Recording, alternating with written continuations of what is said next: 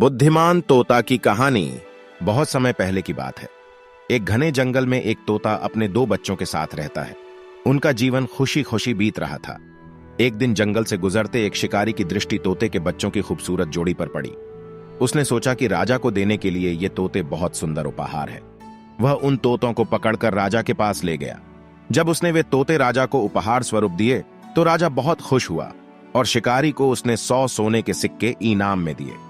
राजमहल में लाए जाने के बाद तोते सबके आकर्षण का केंद्र बन गए।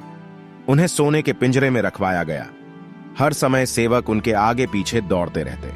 नाना प्रकार के ताजे फल उन्हें खिलाए जाते। राजा उनसे बहुत प्रेम करता था। राजकुमार भी सुबह शाम उनके पास आकर खेला करता था। ऐसा जीवन पाकर दोनों तोते बहुत खुश थे। एक दिन छोटा तोता बड़े तोते से बोला, भाई, हम कितने खुशनसीब हैं जो इस राजमहल में लाए गए और ऐसा आरामदायक जीवन पा सके। यहां हर कोई हमसे कितना प्यार करता है, हमारा कितना ख्याल रखता है। हाँ भाई, यहां हमारी जरूरत की हर चीज बिना मेहनत के हमें मिल जाती है। हमारा जीवन पहले से अधिक आरामदायक हो गया है। सबसे अच्छी बात यह है कि यहां हमें हर किसी से प्रेम मिलता है। तोते को राजमहल का आनंदपूर्ण जीवन बहुत रास आ रहा था, लेकिन एक दिन सब बदल गया। वह शिकारी जिसने राजा को उपहार में तोते दिए थे, राज दरबार में फिर से आया। इस बार उसने एक काला बंदर राजा को उपहार में दिया। अब काला बंदर राजमहल में सबके आकर्षण का केंद्र था। सारे सेवक उसकी देखरेख में लग गए। उसके खाने पीने का विशेष ख्याल रखा जाने लगा। तोतों के प्रति सबने ध्यान देना बंद कर दिया। यहां तक कि राजकुमार भी अब तोतों के स्थान पर बंदर के साथ खेलने लगा। यह देखकर छोटा तोता बहुत दुखी था।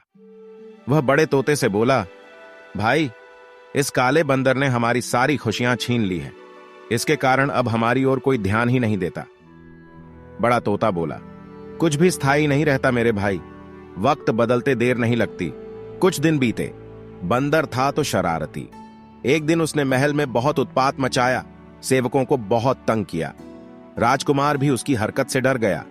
राजा को जब बंदर की कारस्तानी पता चली तो उसने उसे जंगल में छोड़ आने का आदेश दे दिया। आदेश का पालन कर बंदर को जंगल में छोड़ दिया गया। उस दिन के बाद से तोते फिर से महल में सबके आकर्षण का केंद्र बन गए। अब छोटा तोता बहुत खुश था। वह बड़े तोते से बोला, हमारे दिन फिर से वापस आ गए भाई। बड़ा तोता बोला, याद रखो मेरे भाई, समय कभी एक जैसा नहीं रहता। इसलिए जब समय साथ न दे तो दुखी नहीं होना चाहिए। बुरा समय है तो अच्छा समय भी आएगा। छोटे तोते को बड़े तोते की बात समझ में आ गई और उसने तय किया कि बुरे वक्त में वह धैर्य बनाकर रखेगा। सीख, कोई भी चीज स्थायी नहीं रहती।